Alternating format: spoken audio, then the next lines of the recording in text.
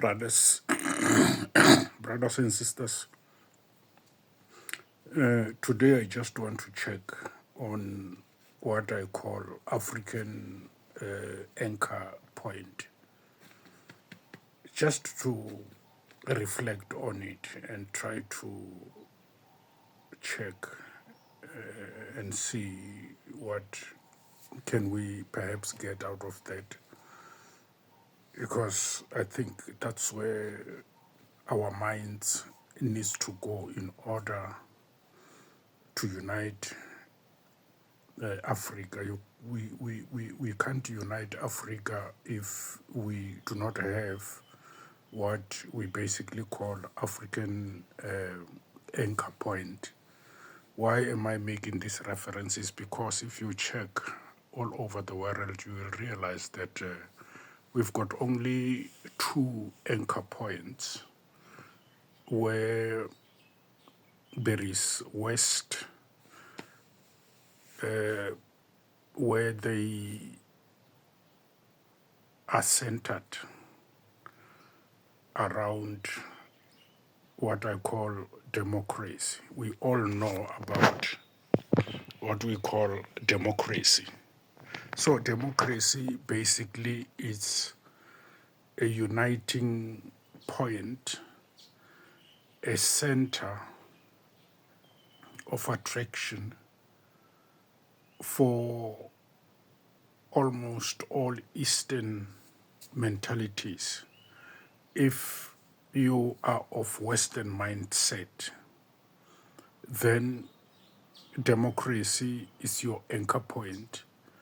And just like the Eastern, when you are from East, you would know that your anchor point is dictatorship.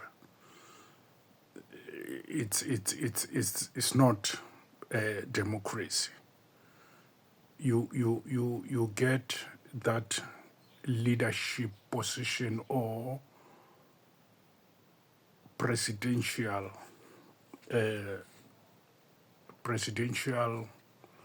position, if I may use the term, even if the term does not fit the Eastern anchor point. I'm just using it for clarity purposes, because they are not presidents, they're basically dictators. And that is their organizing theme and anchor point around which they are able to unite as Eastern forces so that they can target whatever opposing force that comes their way, but most importantly, to attack every situation which is opposed to their anchor point, including, by the way, Africa, because Africa, by virtue of not having anchor point, it is basically against the East and the West.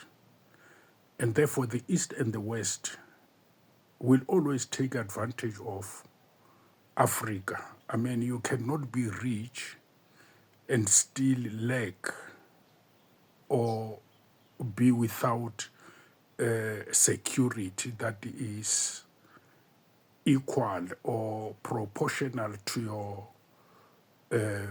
richness. If you have, for instance, possessions, if you have minerals, if you have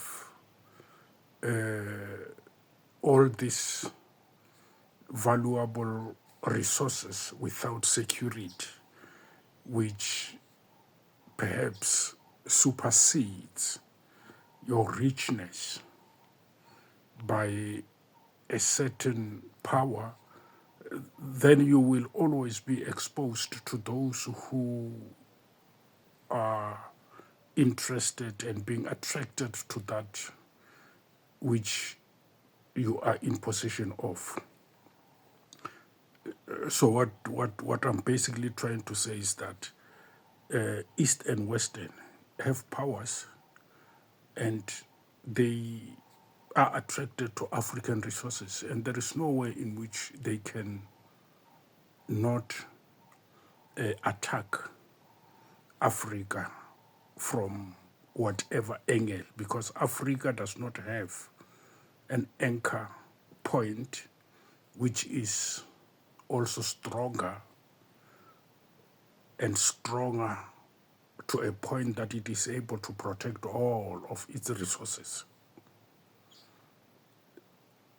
So basically what I'm trying to say is that we should not blame the West and the East by infiltrating Africa, because we as Africans are divided and continue to enjoy divisions rather than finding a solution in a form of getting one thing, a theme that it's so powerful to unite Africans, rather than the things that we're seeing on African continent going to West, some are going to East, and they continue to call themselves the sovereign states and so forth.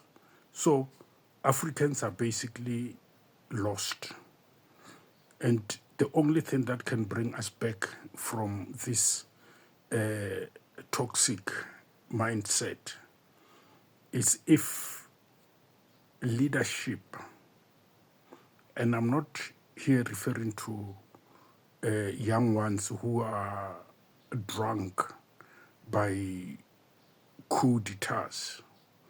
I'm talking about sober minds of Africa and African continent to come up with a solution that will be able to embrace even our young ones.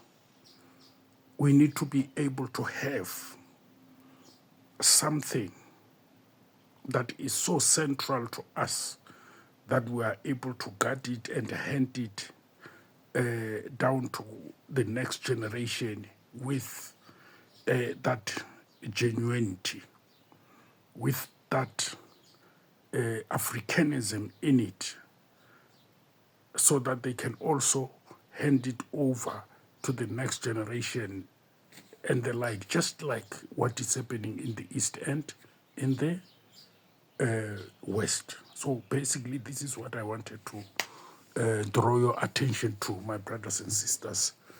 Let us take it from here and see what can we get out of the whole thing. I thank you. Bye-bye. Enjoy. Love you.